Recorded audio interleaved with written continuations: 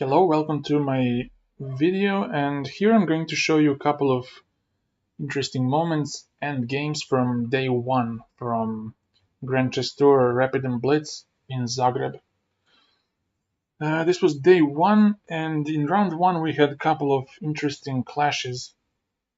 First one was against Richard Rapport and Fabiano Caruana, and we had this position, which was the critical one. And black was to move, and Black's king was in big danger, but black was not aware of this fact. And here he played bishop e7, which was a huge mistake.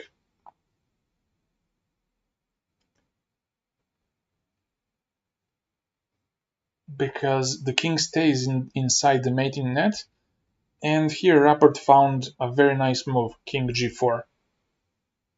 After which rook h2 is coming with check, and it's going to be a checkmate.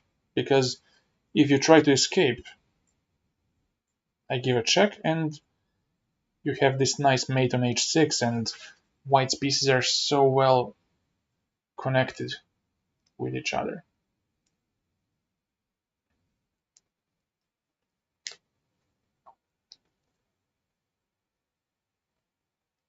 The second game was Gukesh against Carlsen.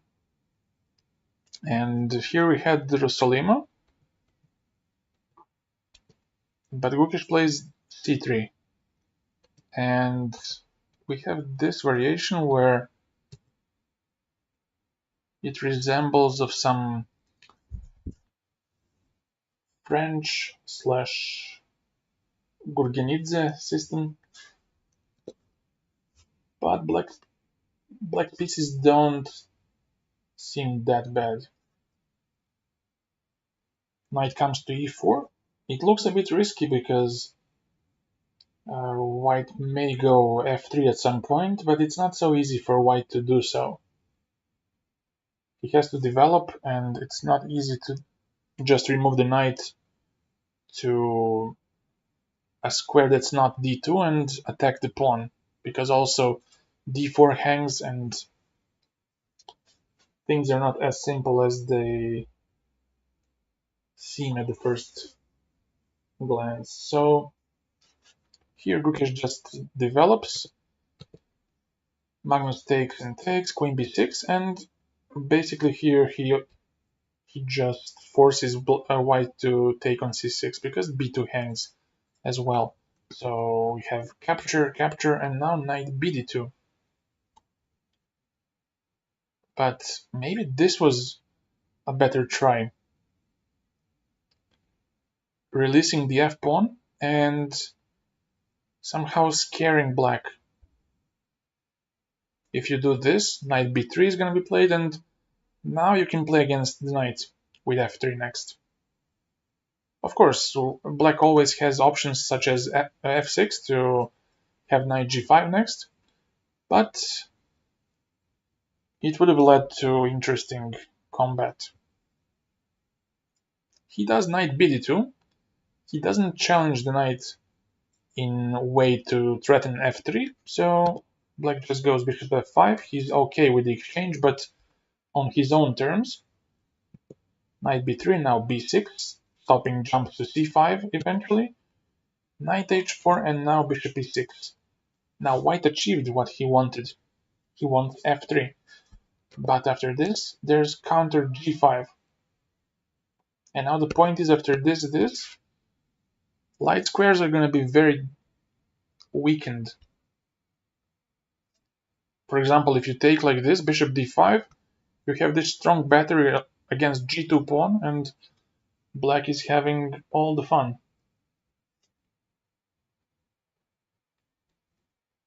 So white tries at least to get this pawn on h4.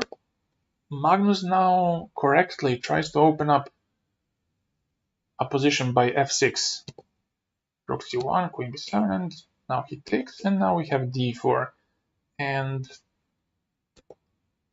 now Gukesh just refuses to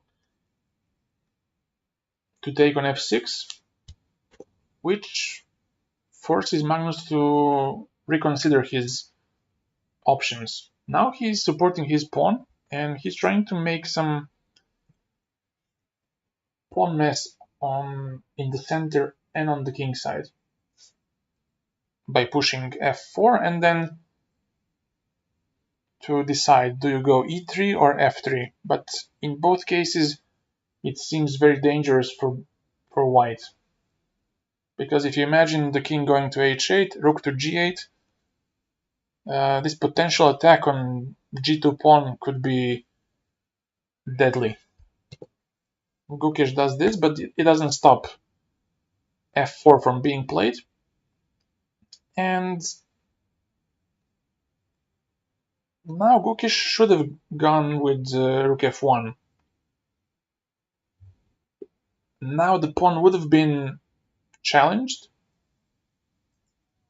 Let's say you push, take, take twice on f3, do this, but even then, after bishop d5, things would be very complex. Even though white's a pawn up, white's king is a bit in danger here. Knight on b3 is not a good piece, and white would have to be very resourceful to defend here. But queen c2 makes things even worse. Now h6 is coming, and now these two pawns are not even challenged. Now the e pawn starts moving, queen d7, and after this white forgot about the d4 pawn, and now black decides to switch to convert one advantage to another. So he's just giving up a bishop pair to capture d4. After this, queen takes d4, and white is trying something, but it doesn't quite work. Magnus just defends the pawn, takes one more, and now he plays queen f5. Yeah, here e2 was the best, and it would completely paralyze white here. Rook d8 comes next, rook d1, and black is dominating completely. But here with queen f5, he's giving Gukesh some chance, because he could have captured like this and went rook c2 and still sort of hold this position. Bring the king closer, because black has to be very careful when he pushes e5 because of potential rook cc7 and attacking against the bishop along the 7th rank. But Gukesh doesn't do that. He goes queen b6, and now Magnus has a decisive attack. With f3, he breaks open the king's position on the king's side. Gukesh takes. If, for example, if queen e3 is played, then queen g4 with bishop d4 is deadly, because you also want to go queen takes g2. So that's why Gukesh takes on f3, queen takes, and now one check is given, but it doesn't help that much. White has to make some space for the king, because queen f1 was deadly here, but now the king goes for a walk. Rook f3, king h4, and now bishop f6. And here finally Gukesh resigns, because after king h5 you have a checkmate like this, and that was the end of it.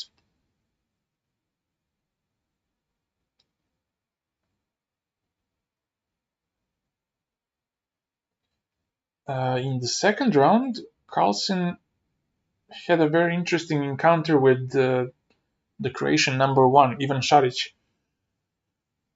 And this was the beginning of the madness in this game. Bishop e6 was played by Šarić, and it was a huge blunder, as Magnus could have just taken on f5, and the point is, if you take with the rook, queen h6 decides the game, because the bishop hangs, and also the rook on g7 hangs. Also, if bishop f5 is played, you can take on g7. Now, rook cannot move because of the bishop, so king takes, but now queen e5. Of course, you cannot do this because of rook f5 and white's a piece up. If you go king g6, then rook g3 is pretty much giving checkmate in a few moves. If you go here, bishop f3 is good enough, and then this happens. But somehow Magnus played e5. He was happy with having two passed pawns. He didn't see this e takes f5 line.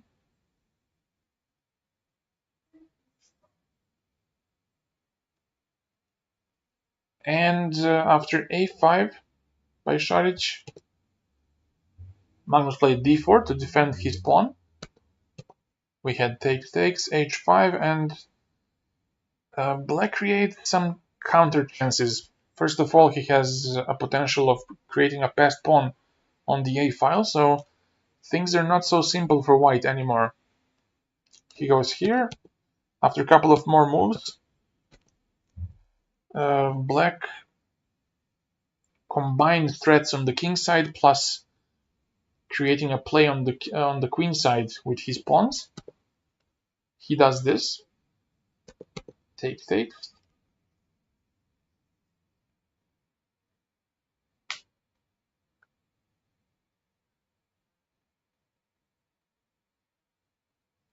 And yes, here he just goes for bishop h3. Now the a pawn starts running. He took on f5, and after a couple of exchanges, the a pawn was very dangerous.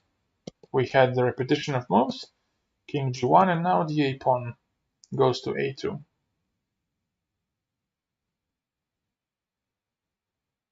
And now white has to be very careful, because there are also ideas such as this one, to give a checkmate on h1, and ideas such as rook b7, rook b1. But of course, bishop is on f5, so also rook b7, rook b2, and supporting the g pawn is also quite dangerous.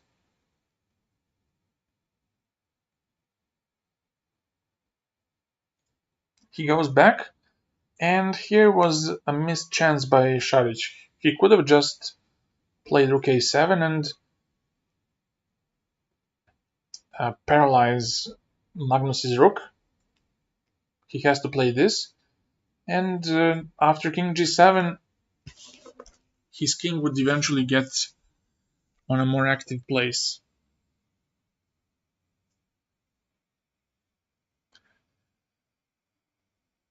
For example, if you go d7, you can just go back to a8 and get your king closer to the d7 pawn. And it's almost like some Zugzwang for white. The king will cover these two pawns, and the rook is going to have all the freedom to perform whatever it's needed. But Šarić goes g2 here, and it gives enough time for Magnus to stop the pawn. Now he goes king f7 here.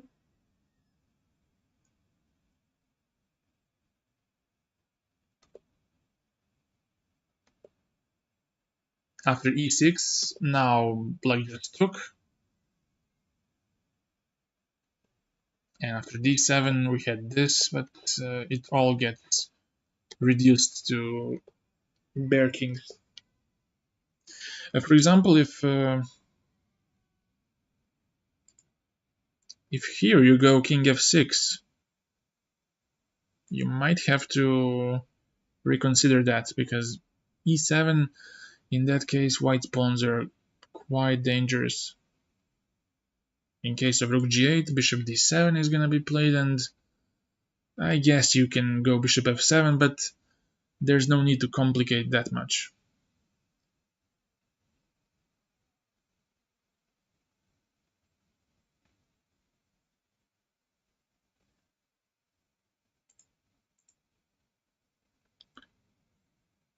And that's it.